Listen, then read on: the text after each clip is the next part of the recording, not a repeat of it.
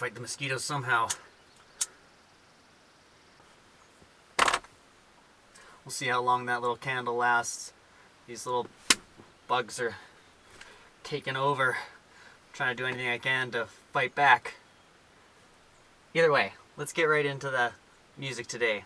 I'm doing a bit of a different thing today. I'm reviewing 2 albums because there's a theme amidst both of these albums. It's Christian music. I know that probably made a whole bunch of you guys already click away, so good riddance, I guess. And I'm going to start with the bad and end off with the good. This video might be even a bit long. I'm sorry. It's just the way it is. I gotta talk about this music.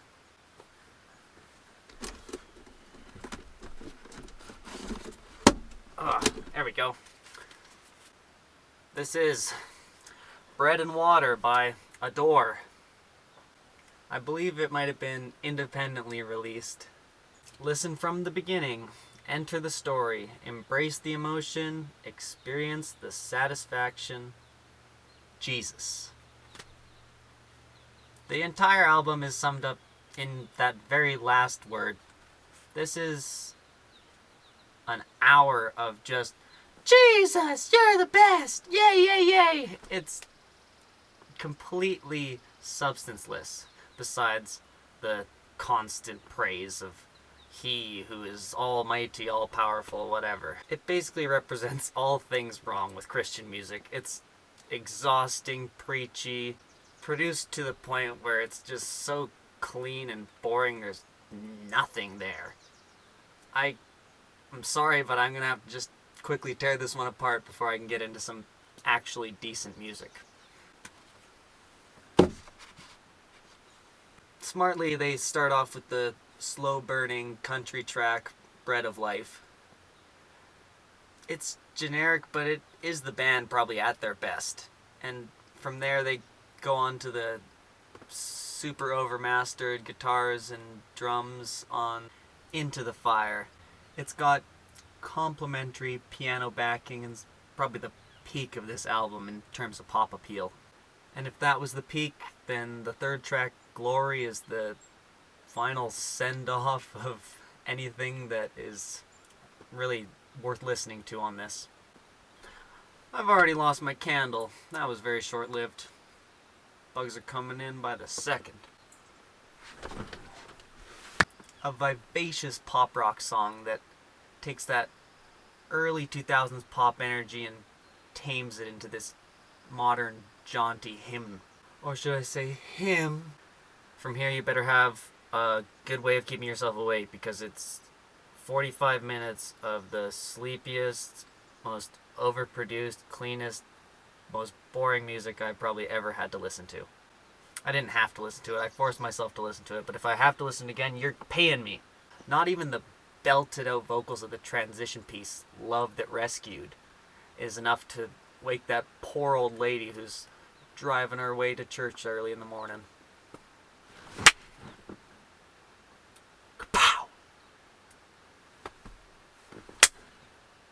Kapow! 5 songs later, you're hit with the track See Your Love, which is a generic early Jonas Brothers inspired track with just horrible lyrics and terrible instrumental tropes. It's enough to make any sane person stop listening to the CD right there.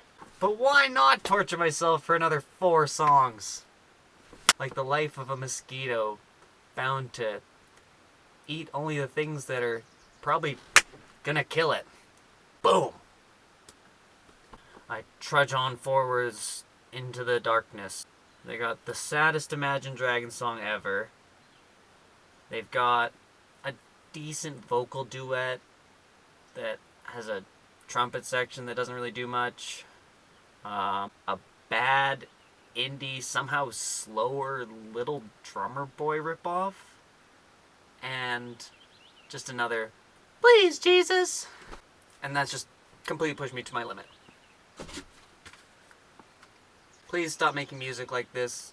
I know you love your God, but just don't torture me, and you're going to accomplish absolutely the opposite of what you intend on doing if you're going to make overproduced, generic, poppy, sort of generally just stolen garbage.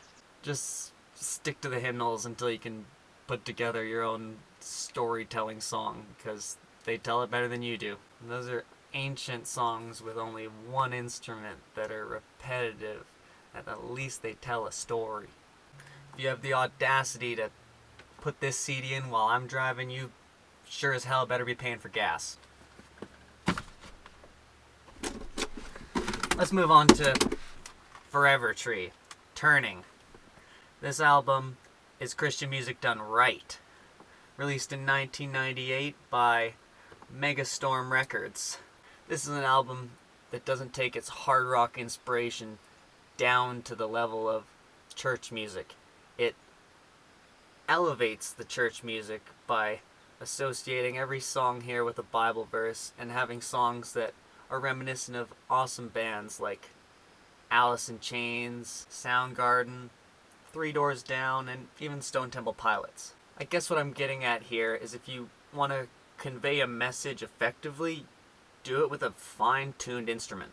These guys rock so hard and well enough that I can tolerate a whole album that's dedicated to connecting a personal journey with Bible verses. Each song in the track list here has an associated Bible passage. And while it is legitimizing of the entire Christian flavor of the album, it's unnecessary to an album listener. That in mind, I definitely read the liner notes, and I looked up the Bible verses while I was reviewing this song, so I will be mentioning them here and there throughout. Get that other crap out of my face! Kicking things straight into gear with a intro riff that feels a little bit like Can't Stop from the Chili Peppers. This song's called Pure. It's a quick, classic rock jam about relinquishing oneself to Christ in pursuit of purity. Basically the band saying they're willing to do whatever it takes to serve the Lord. A great heavy rock song with an epic chorus of I wanna be pure in my mind. I wanna be pure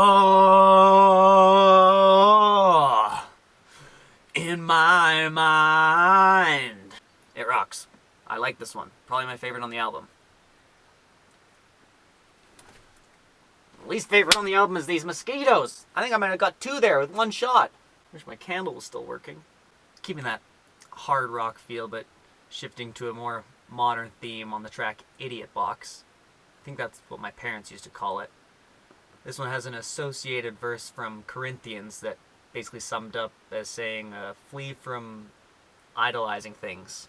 Even stretching a bit closer to metal with more emphasis on the ripping electric chords. This one takes the cable guy and makes him this evil, menacing figure coming in to install this TV that gets bigger and bigger and takes up more and more space, and all the chairs are looking at it. It's got a tone and feel that's super serious, but some of the lyrics just make me laugh right out loud. They slow down the pace, but not the intensity on the next track. This Cage Me? Is that what it's called? This Cage Me. Man, that's some weird... Ah! Pardon me. I'm like in a little cage myself here with these little bugs. Except I don't have to stay in it. I can leave as long as I'm finished shooting. Let me leave! Let me out! Hard rock depth that holds the listener under the weight of being trapped inside themselves. An excellently emotive electric guitar solo takes the center of this song and builds it to an epic conclusion, where of course Jesus was the way. We move on to the much more preachy track, I Fall. It's certainly 80s pop rock inspired with a Foreigner sounding intro that turns into a fairly rudimentary rock track that doesn't really go anywhere. Maybe because of just where they put it on this album, but this is probably my least favorite on the track list. They move on to the much more Canadian rock sounding track that is the title track, Turning. Nice and simply structured. Verse, chorus, rock solo, and then back into the chorus again. All around well placed in the track list and a well constructed track. Another song that's in a perfect spot in the track list is the track 6. Sixth spot in the track list. Can't resist it, right? 666. Can't resist it. Christian album. Heavy metal. I like it. But the track is super boring. And I don't like it. What'd you do, guys? Come on. Give it to me hard and fast. Give me the rough stuff. That's what I'm waiting for. I'm ready. I'm open. These guys are not ready. Those guys are being loud. Hey, Nippy, go home, please. You're so loud. So skipping on to the probably least lyrically clear song on the album, Go Fish. The raddest track that's named after a kid's card game. With great guitars, good vocals. I think the meaning of this one's sort of similar to Cable Guy, and it compares people's love for things, fish, in this case, to God, referencing the book of Matthew, where Jesus feeds a whole crowd of people with only a handful of fish. A classic Bible story that illustrates that Jesus' love is more filling than any food, and that if people look out for each other, we've always got more than enough to share. The song itself is a little drony and probably drags on a little bit too long, but that is kind of par for the course for the next few tracks here, because they refuse to pick up the pace on the next track. Another slower, brooding cut called Fear. It's got a spoken word, almost poetic sounding feel to it, but it's pretty tropey and unfortunately conveys sort of the opposite feeling that it's trying to, being ultimately just kind of boring and uninteresting. Oh, but before it gets boring again, I almost forgot about the track I See. It's got this super funky, just fun guitar noises. I'll play right now. That turns into this angry rock song that actually has something to tell, with a variety of emotive changes that makes you feel, I think, intentionally a little uncomfortable. This is an epic, anthemic, grungy rock song that makes me wish I had skipped those last 3 tracks. And makes me wish I could skip the next track. Live or die, die to live. They lose me with the boring repetition and the slow everything of this one. In the back end of the album, we hit a bit of a resurrection theme. This track in particular explores the paradox of needing to die to live. Some more Jesus stuff. But when the message that I get out of this song is that to be a true Christian follower, you have to be a bit of a zombie, I get a little lost. Maybe I gotta check out their second album, Z, that stands for zombie. It might become a little more clear for me then. From there, I'm forced to jump right past the next song, Breathe, which is the song that references John of Lazarus' resurrection. It's soft, slow, corny, and it just doesn't have the energy to raise me from that eternal slumber that I have been set into by the last couple tracks. With a similar feel to the second track, Idiot Box, this one's called Kiss the Dirt, and it rocks so hard, and it's what I'd anticipate from a song that's based off the Lord's Prayer. It's a ripping affirmation, all topped off with a solo that leads super smoothly into the closing track, Dog's Life. Another number that rocks hard and doesn't leave you a whole lot of space to think. It speaks to the pain that comes from all the trials and tribulations that you experience in your life, calling that pain lovely and deeming it basically necessary in order to learn and grow. A lovely, solid song that has a good closing sentiment. If you stick around for another 3 minutes after this song, they have a fun little bonus homage to their drummer called Cymbal Breaking Bob. It's an entertaining and endearing hard rock song that tells just as much of a story as any of the other tracks on the album. With funny little interludes, matter-of-fact verses, and screaming chorus, this is a great, fun way to end this whole thing off. The band feels grounded in their belief, yet determined to make music that they themselves can enjoy. And that's something that all religious music should take note of. The album needs to be made from the inside out, from the music out, not the other way around. When it comes to an I gotta sneeze.